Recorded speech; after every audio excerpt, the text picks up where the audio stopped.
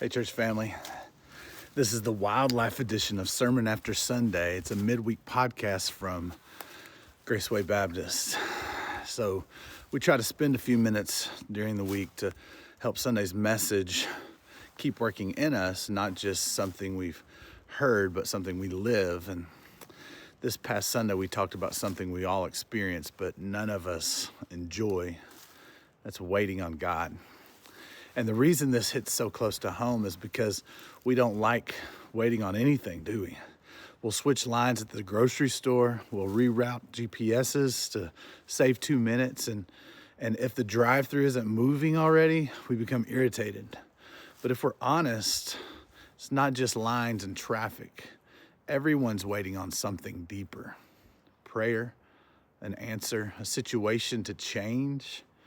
And that's where the real struggle comes in, because it's one thing to wait on a line, but it's another thing to feel like you're waiting on God. James steps into that tension and says to us, be patient. Not the kind of patience where you sit back and do nothing. This is endurance with expectation. And that's why he gives us the picture of the farmer, because the farmer helps us see what patience actually looks like. He works, he plants, he prepares, but eventually his effort reaches a limit. There comes a point where he has to step back and trust what he cannot control. He can't make it rain. He can't force the harvest. And that's the connection to our lives.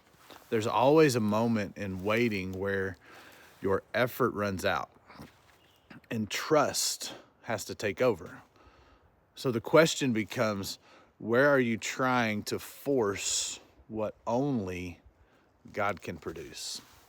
Because if we're not careful, we'll try to rush what God is growing. But you don't rush a harvest.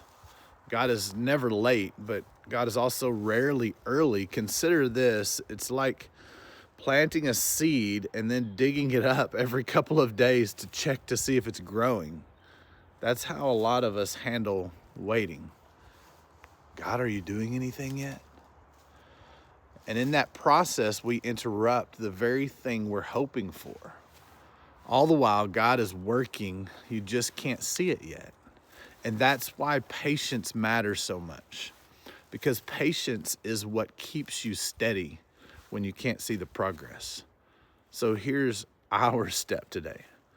Identify where our effort needs to turn into trust. Where you have done what you can do, but now you're trying to control what only God can do. Bring that to him again. And when your mind circles back, and it will come back to this, God, I trust your timing even when I don't understand it. Then keep doing what the farmer does. Stay faithful. Keep showing up. Trust what you can't control, because patience is not doing nothing. It's trusting that God is working, even when you can't see what he's doing. And don't miss this. Help is on the way. God hasn't forgotten you. So don't waste the wait. Let it build something in you. We'll keep going on this thought tomorrow. Until then, keep waiting.